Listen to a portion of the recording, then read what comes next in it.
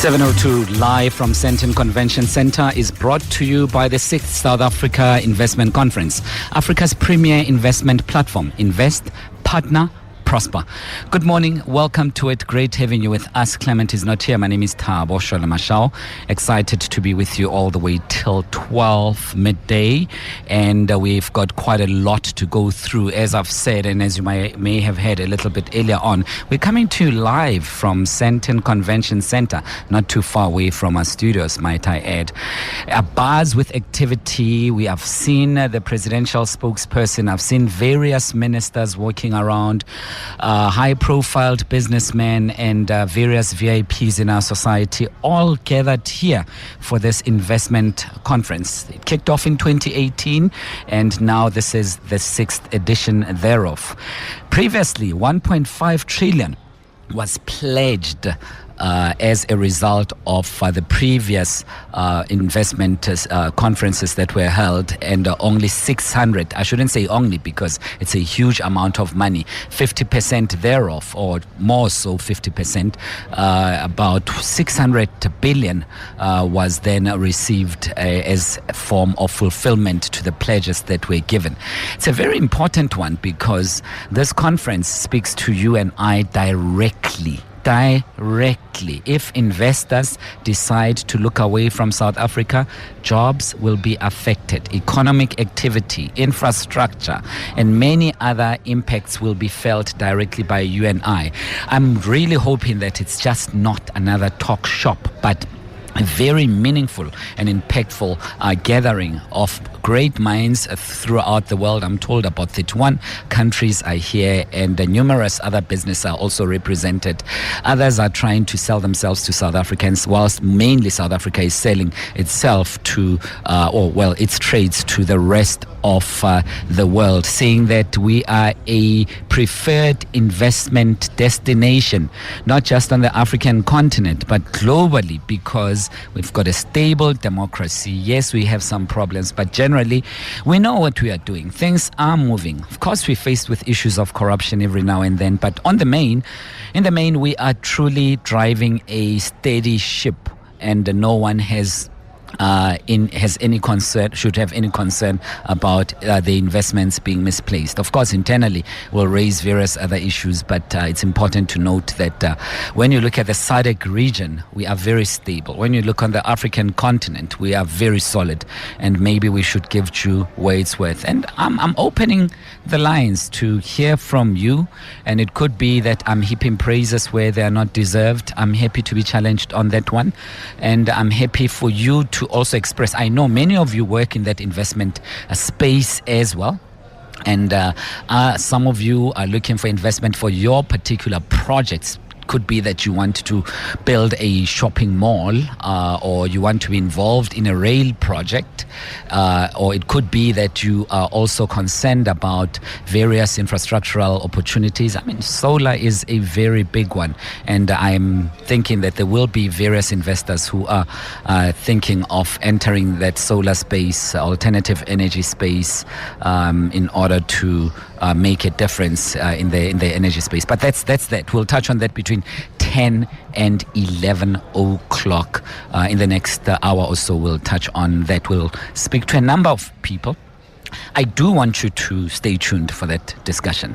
I know it's not fashionable. I know it's not sexy. I know it's not about a minister being caught doing something. But these conversations, I assure you, they are at the heart of what puts rands and cents in your pocket. The company that you work for, chances are it desperately needs investment. It needs to trade with other companies locally and internationally in order for it to grow, for you to be promoted. And speaking of promotion, by the way, in the World of Work feature, we will be speaking about promotions. Who gets promoted? Is it the favorites in the office? Is it someone who has a bribe with a boss? Is it people who never question anything at all at work? Are those the ones that get promoted? That will come in our World of Work feature much later on. And on our wellness feature as well, we'll touch on how can you live longer? do you really want to live longer? I suppose that's a question, right? But nonetheless, how to live longer, so we'll touch on that much later on the show. But now between 9 and 10, open line, anything goes. I always truly urge you to participate on the open line, simply because this is where we get to hear what's going on in your various neck of the woods, in where you stay, where you work, the places that you frequent, what takes place there, stories that don't make it to the media. I'm keen to know about them. So the open line, I love keeping it very, very open for those things. And the number to dial 011-883-0702, 011-883-0702. But I'll kick off with some of my thoughts and ideas on the open line. You'd remember that last week there was a lawyer who was gunned down, and this was close to the CCMA in central Johannesburg. This left goosebumps and chills on various people, because we thought, what is going on? It was not the first, by the way. It seems as if the legal profession is under attack of sorts. I'm worried about the plight of lawyers who are shot dead, who are handling sensitive cases, who are involved themselves in sensitive cases, and many of them are shot dead. Many of them don't even make it to the media. We don't even get to speak about them. And I was just thinking about this and saying, what's going on in the legal fraternity that we don't know? Have criminals become even more brazen, doing it with impunity? They do not care. They shoot and kill officers of the court. It could be that you're a lawyer, you work in court. It could be that you work in the legal fraternity. How rampant is this? My fear is that we don't touch enough on these issues. And so I was just wondering about this matter from you, especially in the legal fraternity. Does it happen often? Or is it one of those, and lawyers being targeted by criminals, lawyers shot down? How do you do it? There's a case, actually, speaking of which, there's a very interesting case that will be taking place tomorrow at the Palm Ridge Court, and it's also a very sensitive one, where a liquidator of Arthur Kaplan Jewelers was appointed by a firearm by someone who did not want their company to be liquidated. And as she was there trying to do her job, she was assaulted, and she was pointed with a firearm by someone who's extremely dangerous, at least according to the newspaper reports. The way reports that this assailant, or this individual, alleged assailant, this individual has about 10 cases opened at the Sandton police station. And so they were fearing that the lawyers, the liquidator, who's also a lawyer and attorney, Leila Mutala, is also in danger, as the court will hear the matter tomorrow at Palm Ridge. And I'm raising this because often we are so reactionary. I mean, we have forgotten about the lawyer that was shot down last week. We have moved on and forgotten about it. We shouldn't be numb to those things. We shouldn't be fatigued by such stories. We should always be shocked and be injected to action. And we should be awed. We should be horribly awed by all these shootings. What's happening in the legal fraternity? Why are lawyers being shot down like that? Does it raise a bigger issue of having designated gun-free zones in the country? I had some meeting last week at one of the hotels in Sandton with some colleagues and associates, and we were somehow shocked by the number of people who were walking around in that hotel, which is just around here in Sandton. I don't want to mention it because I don't want to create a nasty buzz around it. But as we were having a meeting there, we were really taken aback by a number of people who were armed, walking around in that hotel, and you could see that they are not security, they are not the police, but they are just carrying guns. armed with guns and moving around whilst some of us are just having meetings. That is extremely dangerous. Should we have designated gun-free zones like malls? We should say a mall, no guns in a mall. What are you doing with a gun unless you're a security or a cop? What are you doing with a gun? Licensed or not, keep it in your car. It doesn't belong in a mall. A hotel, no guns in a... What are you doing with a gun in a hotel? Should we be strict and insist on gun-free zones in South Africa? And we're not talking too much about it. On EWN earlier on in the bulletin, you might have heard Sfiso alluding to the fact that there will be a march in Pretoria this morning. And that march is a huge protest against what took place, the coronation of a Nigerian king. And I say coronation, of course, in air quotes, of someone from Nigeria who was coronated in the Eastern Cape. Yesterday, the Eastern Cape was abuzz with activity regarding that. Apparently, this morning, the march is now here in Pretoria. You might have heard a number of people saying that we are disrespected as South Africans because foreign nationals, and in some instances illegal foreign nationals, come to South Africa and do as they please. Some are asserting to that effect. Some people are saying we need to be more stringent in applying our laws, bylaws, and any other laws to make sure that illegal immigrants are not doing as they please in South Africa. We've had this battle, you and I, before, and of course it needs a bit of revision. We need to look into it and say, what do we do? I'd like to hear the solutions from you.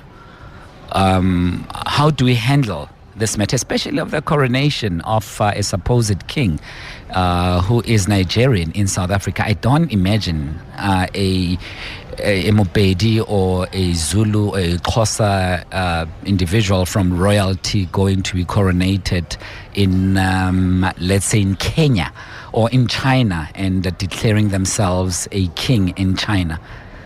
I think maybe the word disrespect has got some resonance in that scenario. But what do we do? I really want to hear solutions from you because I know you're enraged. Many of you, at least, are enraged by some of these things. But what do we do? What are the solutions? How do we regain respect that we have lost? Again, respect is in air quotes. You can't see me. I know, especially if you are not catching us live on YouTube, you won't be able to see me as I raise my fingers to express the air quotes. What do we do? What are some of the solutions that we could? How do we apply the law efficiently? But how do we gain, most importantly, because the law is one thing, but gaining the respect of those who are now disrespecting us is something different altogether. Is a protest march enough? We would have forgotten about that protest march on Saturday. Well, not even Saturday, on Thursday, because it's Good Friday, long weekend. We would have forgotten about that. We really would have. We would have moved on into the Holy Week, and for others, not for everyone. I'm sensitive to that as well.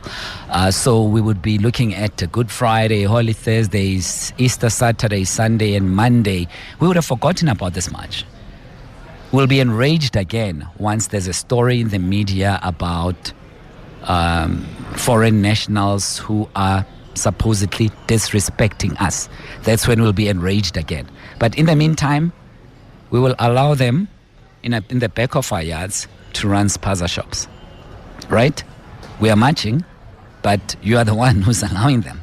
And rightly so, rightly or wrongly so, for survival means you need to make a living perhaps, but we must be, I suppose, aware and conscious of the hypocrisy in all of that. So let me open the lines. 011-883-0702.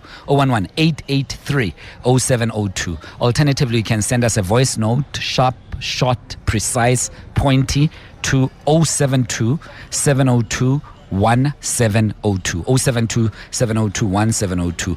My handle on Twitter is @IamFreeTSM. Today I promise I'll read your comments on X, not Twitter. On X, I'll read your comments. I promise. Today, I certainly will, because I am hardly active on X. Today, I'll try to be. And I see your posts maybe 2 days after the show. But today, if you post, I will read them. And I'm making that commitment. But I'd love to hear from you through calls, voice notes, and everything else. Abel, the show has officially begun. Let's walk the talk. 702.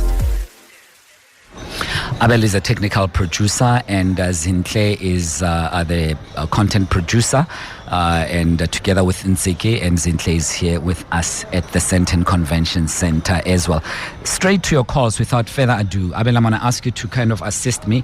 My eyes are terrible to take some of the calls. Can I rely on you for that? I can't take calls myself. Semi, let's kick off with you. You're in Centurion. Semi, hi. Good morning, Thabo. Thabo, I think morning. There's already places where there's gun-free zones. In shopping malls, you can't enter with a gun. In official buildings, you can. Cannot enter with a gun. No, but people are entering with guns, Semi. There are specific shopping malls where the signage that guns are not allowed unless you're a police officer. Okay. Official buildings, you cannot enter with a gun. Schools, for example, unless you're authorized to. But the thing is this, we shouldn't be alarmed and say, no, our lawyer said at risk. People get killed for specific reasons, right? I'm not saying it's right.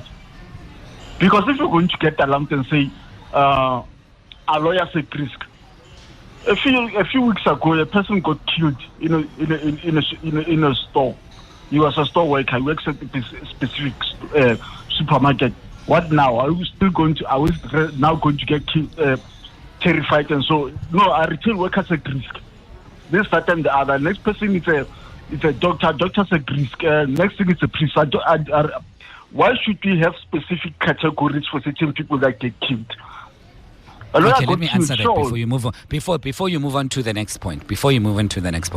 So, the catalyst is just to introduce a broader subject. We mentioned a lawyer because it was in the news and it was a massive thing last week. But feel free to mention plumbers who are also being killed. Feel free to mention cleaners, teachers who are being killed. It's a catalyst, Semi. Don't read too much into it. The bigger issue here is the fact that guns are used, and brazenly so, by criminals to shoot down people that they disagree with. South Africa has become a country where you are even afraid to disagree with anyone. People are killed for tenders, you're right. People are killed for various other things. For someone's girlfriend, you're now dating someone's girlfriend, you'd be killed for that. So let's not be obsessed with myopic issues, Semi. We've got a serious problem. That was just the catalyst. The bigger issue is that guns are being used to target individuals, brazenly so. That is the problem. Go ahead, Semi. I'm listening to you to conclude your point. Yeah. The problem is criminality. We have poor policing resources. If you go to other places around the world, you get police officers at each block. In South Africa, we only have one police officer for every 463 South African citizens. And people commit these types of crimes because they know they'll never get caught. That's the problem that we have. Policing is the problem in our country. Yes. Semi from Centurion, much appreciated. You're on 702 and it's 26 after 9. Africa's premier investment platform, the Clement Manyathela Show, live from the 6th South Africa Investment Conference on 702. Justice, you're in Joburg. Thanks for calling. Hope you're good. Yes. Morning, Thabo and your listeners. I think we need to collectively approach and deal with the situation head on.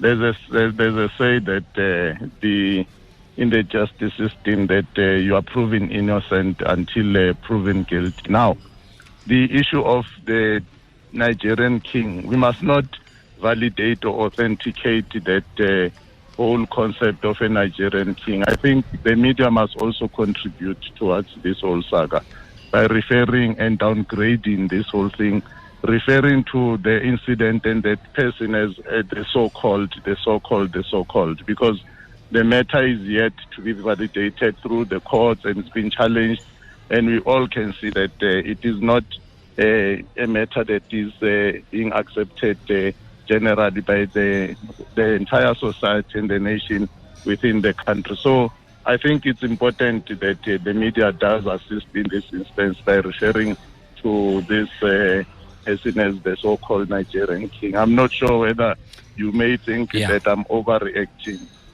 No. I think you're 100% right. I did try to also add exactly what you're saying to when I was referring to him, that the supposed and the so-called, I didn't say so-called, I said supposed, but you're 100% right. How we frame things through our words is very important, because that matters, and we do not necessarily want to legitimize someone my last point, supposedly doing something wrong. Thanks. My last point is that the rise of vigilantism in the whole world is as a result of a failed state. I think similarly, you have had the incidents where things will start like in bits and pieces.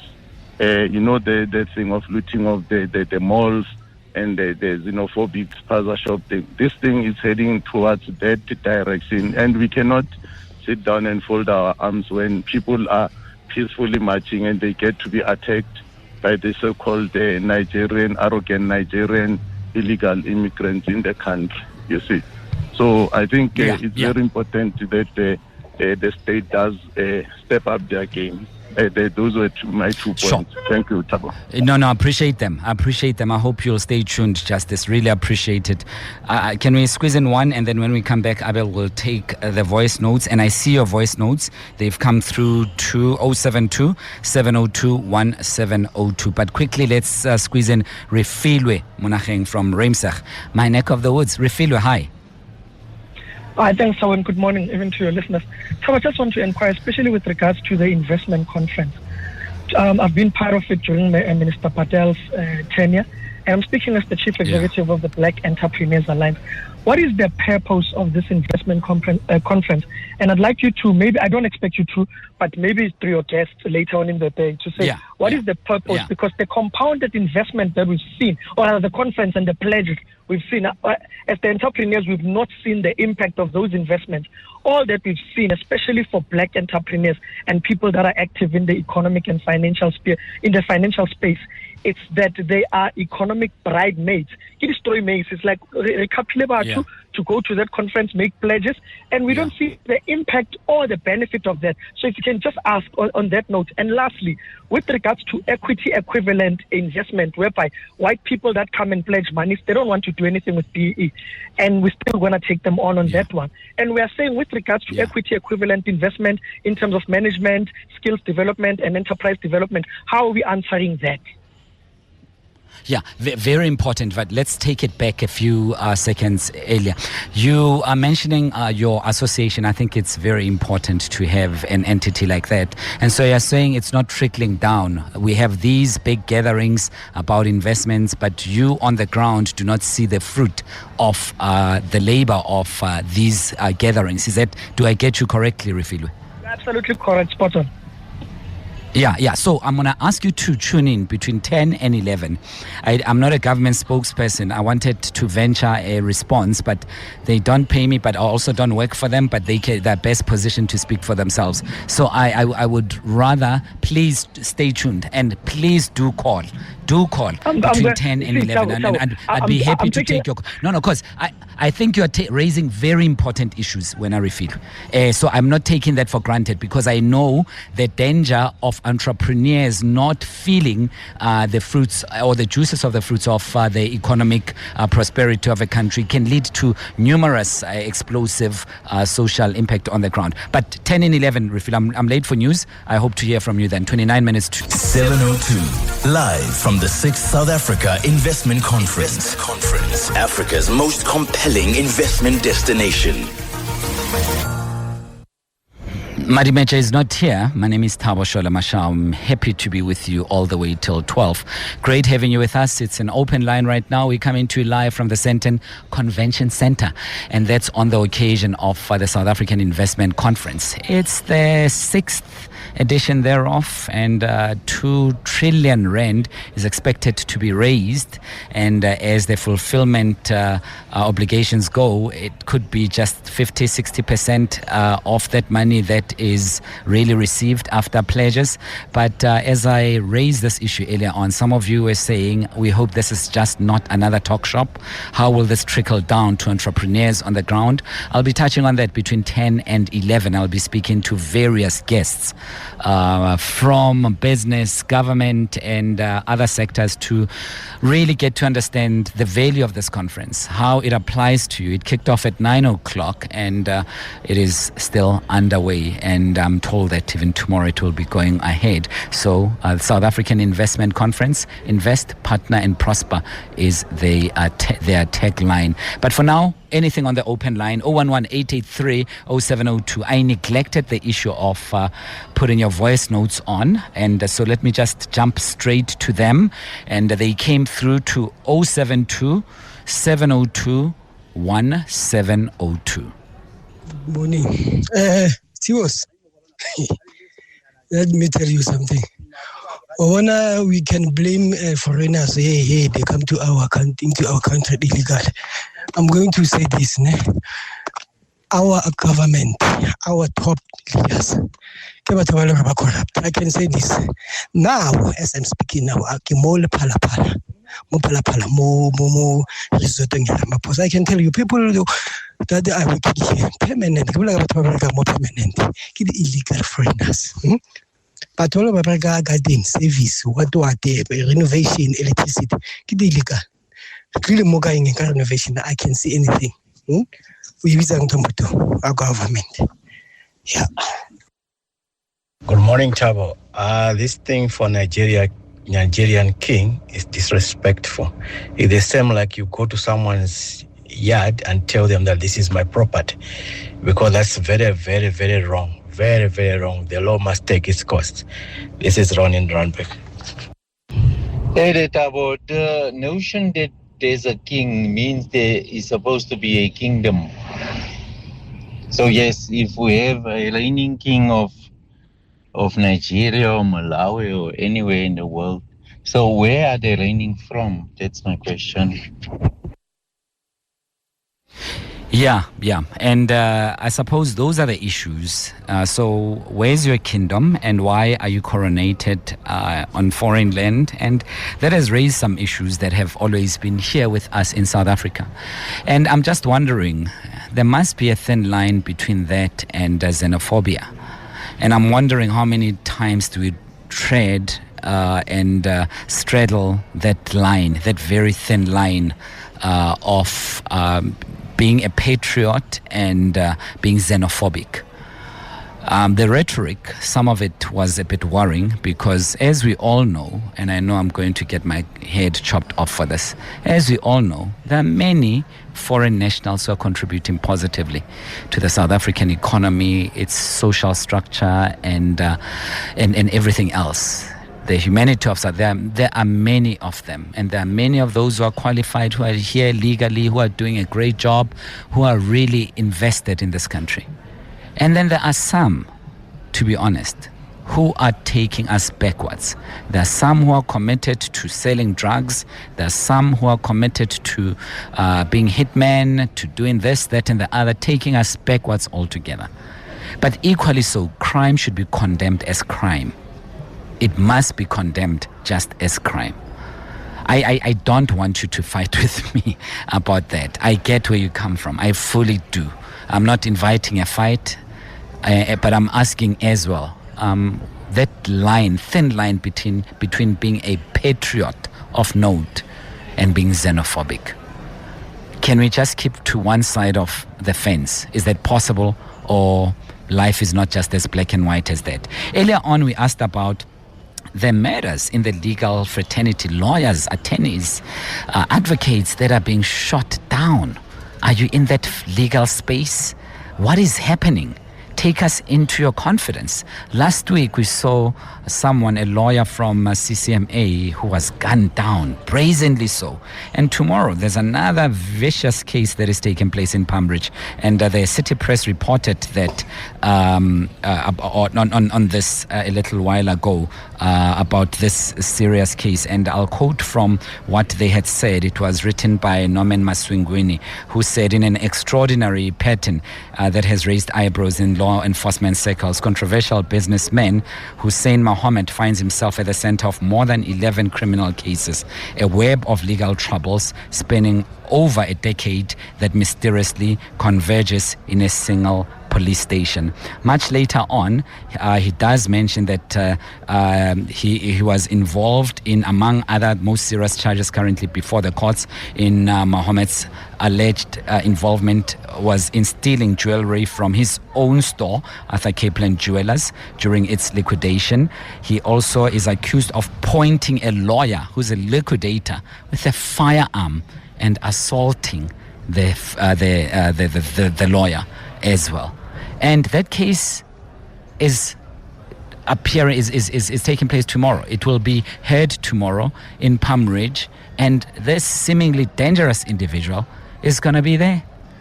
Are we yet to expect another one of those? Hopefully not. Hopefully not. But we have to come to a point where we do something.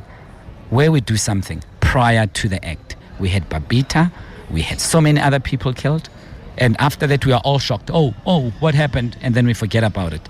What preventative measures can we take? 011-883-0702. Obet, you are in Winchester, in the south of Johannesburg. Good morning, Obet. I hope you're good. Good morning, Thabo. I'm well, and you? I'm free, and I hope you're well, man. Thanks for calling. What's on your mind? Thank you. Thabo, okay, my name is Obed from Winchester. I'm an attorney by profession, and I happen to come from that area. I'm an Igbo man from the Biafra part of Nigeria, so I thought I should air my own view in this discussion, in order to shed light, having coming from that area.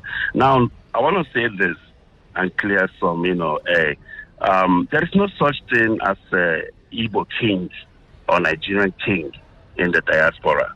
We only have one king at a particular time, and they're all in back home. You understand?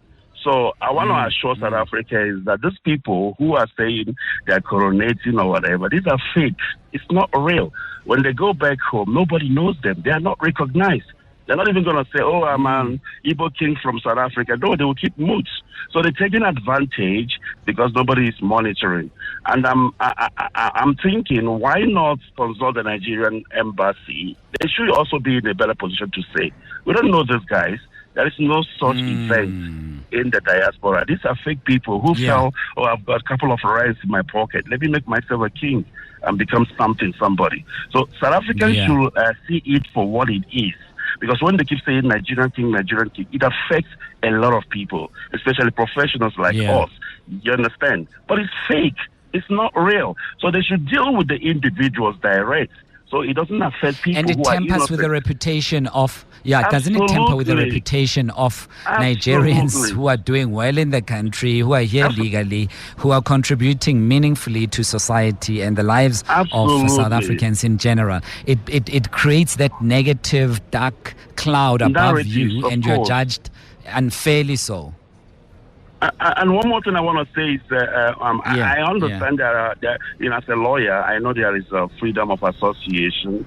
You understand? You can do things that you want to do that is legal and stuff like that. Now, what we have here in South Africa are people who are like a president of association, a union that looks after the interests of Nigeria in South Africa. That is legal. That is allowed, That is the only thing we have. And these people have been warned time after time from home to say, do not coronate yourself, because it doesn't work like that. If you want to be anything, come back home and seek maybe the, a certification of the blessings of the elders or whatever. Exactly. So please, there is no such thing as kings or anything of any country. Got you, brother. Got you, Obed. Really appreciate your call. Tony, thanks for your patience. You've been holding for some time. Welcome. Tony? Hi. Good morning, Thabo. How are you? I'm free, Tony. Thanks for calling. I hope you're good. I'm good, thank you. Thabo, I was just calling in connection with the issue with guns in malls and the amount of private security in our streets. I was recently at a well-known mall, and one of the restaurants we were having dinner at was booked off half of the restaurant by a well-known personality in Johannesburg. And while we were having dinner, there must have been at least half a dozen armed security guards with machine guns. So in my mind, I feel very uneasy because in the event that somebody becomes a target, it's the innocent people on the side that get taken out. And, similar incident at a garage where a white BMW arrives with an entourage of security, and the next thing there's people jumping out with guns at the ready. I mean, I left the forecourt immediately. Just raises the question for me that there are far too many people with machine guns or guns, and it's linked to our whole problem with the blue light brigades. Who's entitled to it? Yes. Who's entitled to security with weapons? Yeah. There's just far too much of it happening, and it points to a mafia state for me. It's linked to the police bribery and corruption. It's such a much bigger problem that we're facing. Tony, I couldn't agree more. Especially when some entities and some thugs who want to have permission and license to brand their firearms wherever they want to publicly. They open up security shops, security companies, and then they are licensed appropriately, and they become a threat to all of us. I mean, you see how they walk around. They know that they are armed, and they're so bullish in their walks, and they are just throwing their weight around. And we have to exist in the same space with such people. We are genuinely in meetings or having dinner with your family or friends or whatever it is that you are doing. It's something that we don't need. It is something that we do not need. And we need to be a little bit more stringent in applying the laws. Absolutely. And I think for me, the question one has to ask is, I understand there are some people who legitimately require some security. Yes. But for the most part, we're finding that there are people that pose as businessmen, but it's thuggery and bad business practice. For me, it's the only reason why anybody would need to have 15 people around them with guns. If you're a law-abiding citizen, for the 90% of the time, why are you parading? Obviously, there's something wrong that you need all these weapons around you. It's very frustrating as a South African. It is. Tony, thanks for your call. Really appreciate it. And it's something that we need to speak about more often. Tony from Senton. And there are some people, by the way, just to add quickly, that they just want to look important. They just want to tell the rest of us that they've arrived. They've got lots of money. So even when they attend funerals, they'd be escorted by a legion of security agents who are brandishing firearms with them and carrying them and just being escorted for nothing. No one really cares about you that much, and you are creating an environment that is very difficult for all of us to exist in, simply by showing us that you can afford security. I think we must get to a point where laws are a bit stricter and we can regulate proliferation of firearms in our society. 011-883-0702. Michelle, you in Krugerstop. Hello, neighbor. Morning. I'm very glad that you took Obit's call first before any of us commented. We need to say that, yes, there are millions of people in this country, not just Nigerians, but people from Europe and all over that are legally here that are contributing to our economy. But all these, like he said, rightfully, these pretend people who come here and they start all kinds of criminal empires in South Africa. Now, whether it's this guy parading or pretending to be a king, or someone like Shepherd Bushiri who comes here, fleeces off our public. We need these people that are not here legally. They need to be deported. Even those ones in our jails, it's costing the taxpayer too much money to have these people here. They're taking jobs away from South Africans, and 4 million tax-paying people in this country cannot support all these millions of people that the ANC were the ones that opened the gates of South Africa. Early in the 90s, they opened the gates and they said, come in. We need them to be taken out. And we need to become a rule of law society again, because we are lawless. There is no other way of We are all lawless, every single one. Yeah. Okay, Michelle, two things. I agree in the main with what you've said. Just two things so that I'm not hauled to the BCCSA. Not all illegal immigrants or foreign nationals are here on bad motives, because some of them are refugees and asylum seekers. So asylum seekers and refugees can also fall under being here illegally, especially prior to being processed accordingly. So that's that. I know you're not talking about that. I'm just doing my due diligence so that I'm not in trouble, and it's my admin work. Those people who are being... The Helen Suzman Foundation went to court to challenge the South African government regarding those people. Those people that are here, that their visas need to be extended, and that original, the ZEP, those people, yes, there's a place for them. But what I'm saying is, there are thousands upon thousands of people that came here with bad intentions. And these people are running all kinds of scams. And we need to deport them. Here's what I need to add as well. Yeah, no, definitely. I am with you 100%. I mean, you don't see us going to other countries as well and creating mayhem, being there illegally and creating mayhem. I agree with you. One little thing as well, that the ANC said they must all come in. That's obviously not 100% accurate, and we can nuancedly say the ANC did look away. And it didn't implement the laws as it ought to have. And I should say the ANC government, not the ANC, did somehow turn a blind eye to some of these activities just after a liberation in 1994. And much could have been done so that the borders are not porous and we have stricter and watertight entry into our country. So in the main, Michelle, you and I agree. Thanks for your call, and enjoy Mohali City. Lulu, you are in Centurion. Hey. Well, thanks for taking... Hi, can you hear me? Now I can. Welcome. Hello, Thabo. Thabo, I think simply put, when the cat's away, the mice come out to play, isn't it? Because... and people, visitors can see in your house that there is no order. They will do as they please. So if you have a school that has no principal, the teachers will come in late, the students will come in late. If you have a household, Thabo, that has no father, what happens? Kids do as they please. That is the state of our country. That is what we are dealing with. So if I was to go to another country and I can see that their rules and their laws are loose, I will do as I please. And that's what we are facing right now in our country.